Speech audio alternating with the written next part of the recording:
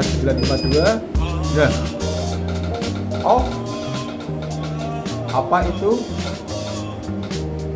Wow, ini ada bau-bau tidak sedap. Kebakar ini.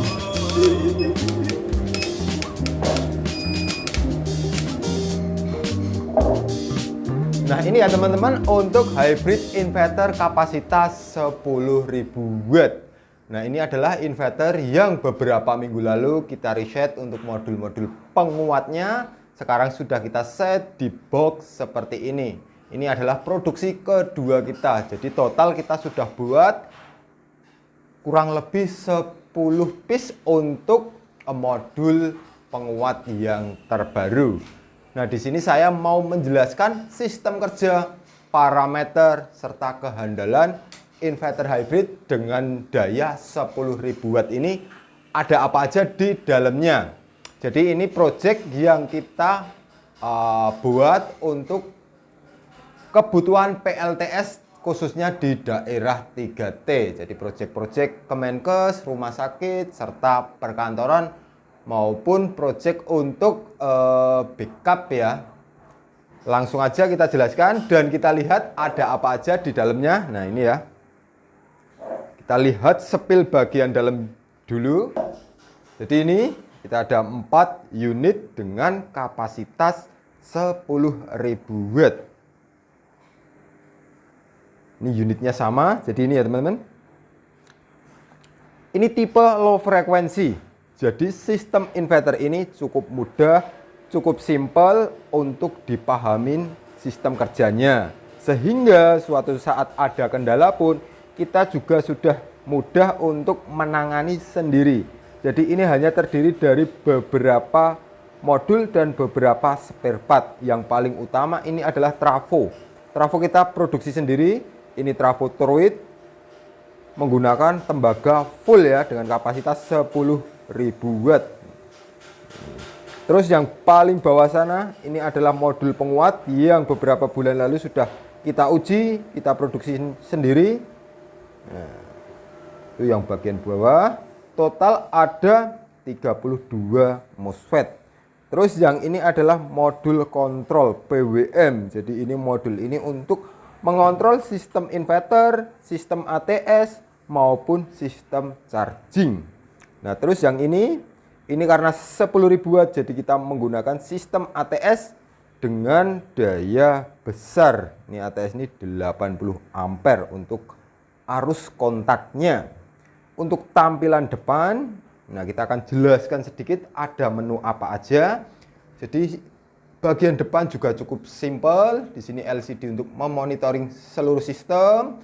Ini tombol-tombol, ini soft start, ini MCB baterai, dan ini MCB input PLN maupun output inverter. Nah, kita akan jelaskan cara menghidupkan pertama kali sistem inverter ini.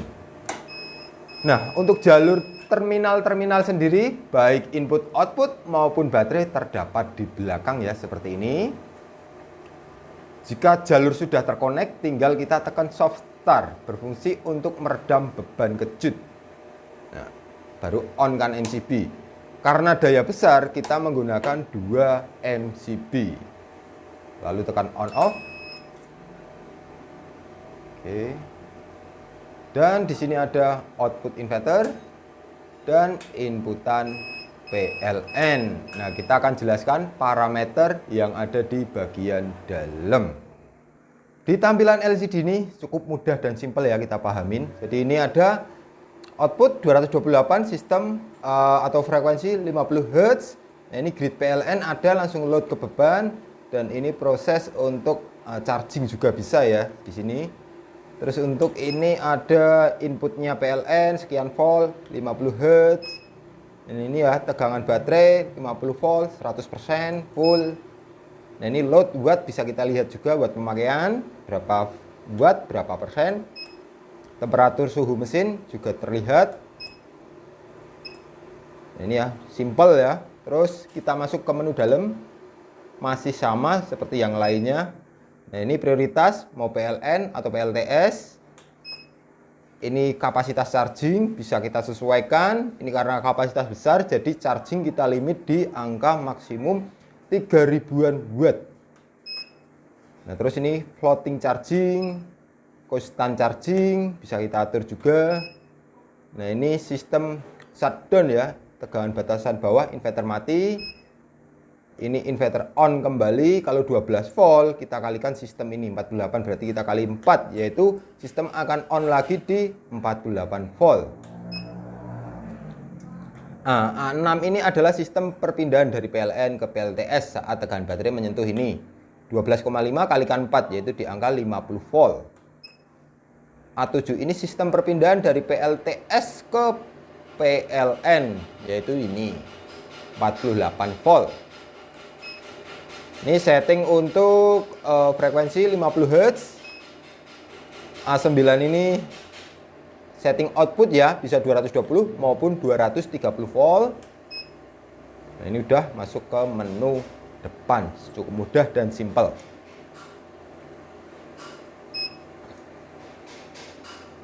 Sekarang kita mau coba untuk load charging. Nah, kita coba load charging dulu ya. Jadi ini ada beberapa inverter. Kita buat sistem saling berkomunikasi. Maksudnya komunikasi. Satu inverter pojok ini untuk sumber input, kedua inverter ini. Kita coba lihat ini settingannya. Di settingan charging di angka berapa ini?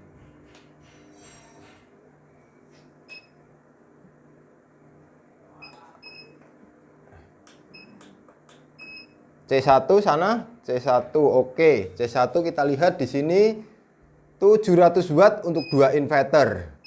Kita coba naikkan.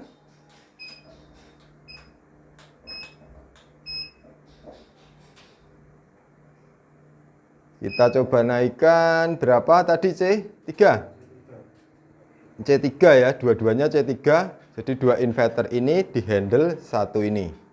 Nah, ini C3 3000-an watt untuk 2 inverter. Arus chargingnya. Tambah lagi, coba kita set maksimum keduanya di C6.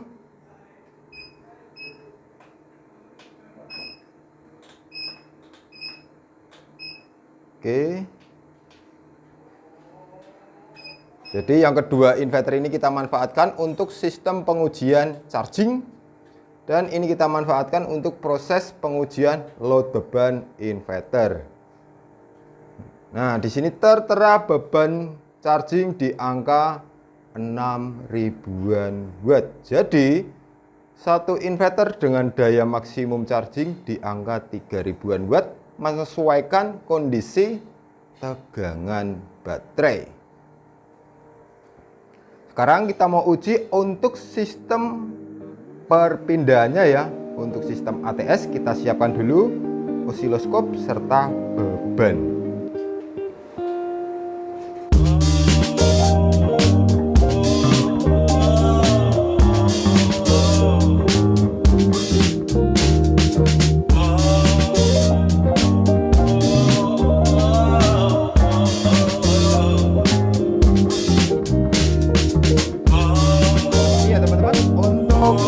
Serta beban sudah kita siapkan.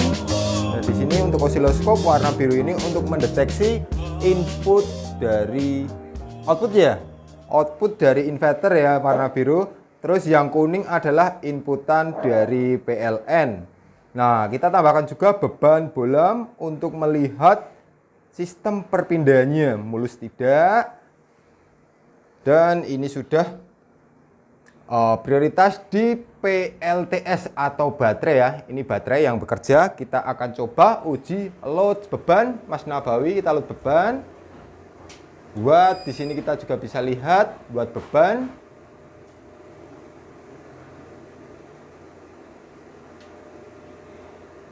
Load mulai naik ya. Nih output, input, baterai, load 2000 watt, 3000 watt, mantap. 4000 watt. Perhatikan beban bolam serta osiloskop. Wow, beban 6000 watt. Mantap ini. Nah, di sini kita juga bisa lihat untuk gelombang output dia tetap stabil ya. Kita lihat juga untuk kondisi baterai. Outputnya ini stabil 223. Input, nah baterai 49,6.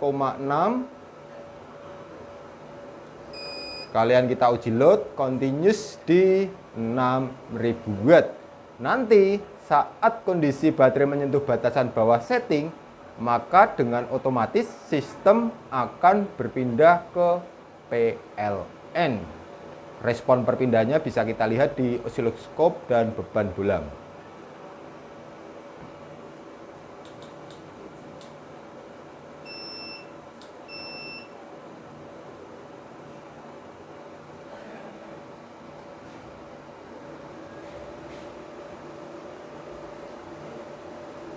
Ribu watt continuous. Wow, 9000 watt. 9000 teman-teman. Turun, wah. 9600 watt. Kita lihat, kita tambah coba 9000, kita lihat juga load ini ya 9500, temperatur, output stabil istimewa, input baterai 49,2. Nah, off. Apa itu? Wow, ini ada bau-bau tidak sedap. Kebakar ini.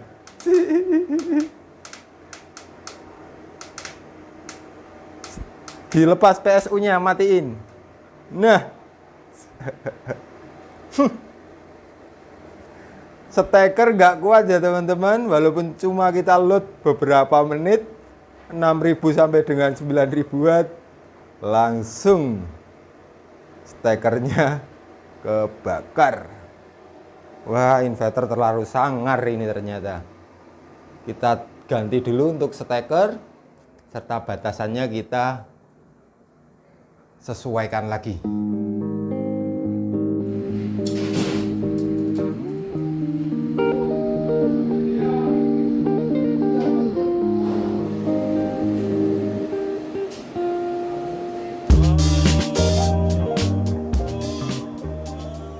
Nah ini ya teman-teman, untuk sistem kabel sudah kita ganti. Sekarang kita akan uji load lagi, tapi di sini masih dihandle oleh PLN. Nah, ini PLN, langsung masuk ke load beban.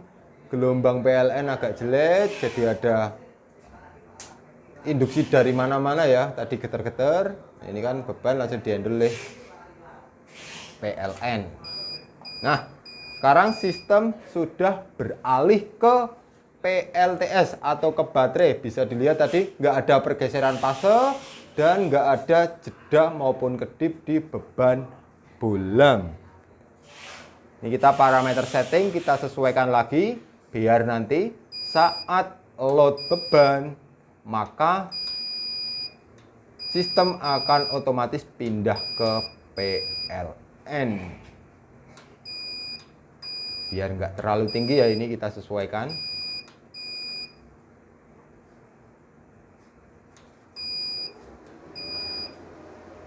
Ini pindah ke PLTS, A7 pindah ke PLN. Oke, selisih sedikit 1 volt. Langsung naik beban. Ya, 3000 watt. Nah, 3000 watt dia nyentuh batas bawah, langsung pindah ke PLN. Bisa dilihat di beban osiloskop tadi tidak ada persimpangan fase ya. Beban di bolam pun juga cukup sempurna, halus. Nah, kita lihat lagi untuk proses pindahnya dari PLN ke PLTS. Setting kita turunkan lagi ya, karena kalau menunggu tegangan baterai pasti lama.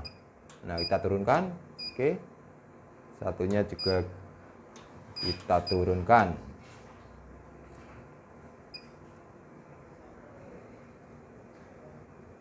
Jadi kalau sudah menyentuh batas atas, memastikan tegangan stabil. Kurang lebih 1 menit baru akan pindah ke PLTS atau baterai.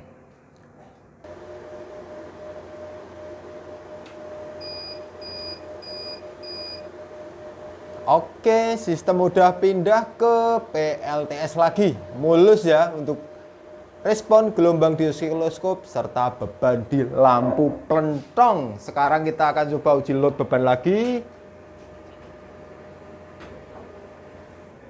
Kita setting lagi biar cepat ya responnya, karena kalau nggak disetting pasti kelamaan nunggu perpindahannya, menyesuaikan tegangan baterai.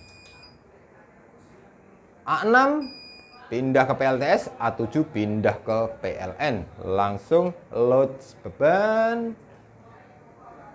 Des 3000 watt. Oke, tahan 7000 watt. Kita akan lihat respon perpindahan di beban 7000 watt secara continuous. Ya. Seperti itu ya teman-teman untuk proses perpindahan dari PLN ke PLTS maupun PLTS ke PLN. Sistem ini sudah dilengkapi sinkronus, jadi nggak ada persimpangan fase, nggak ada jeda, nggak ada kedip di peralatan elektronik. Cukup aman untuk peralatan elektronik digital kalian.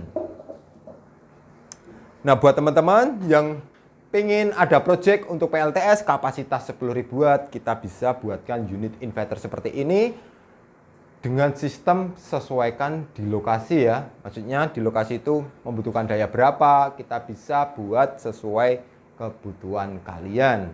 Nah, untuk gambaran sendiri yang inverter ini di 19 jutaan. Buat teman-teman yang ingin konsultasi maupun bertanya-tanya terkait project PLTS dan lain-lainnya, bisa langsung hubungi tim kita, nomornya ada di bawah ini. Sekian, terima kasih. Salam Aspro Jogja.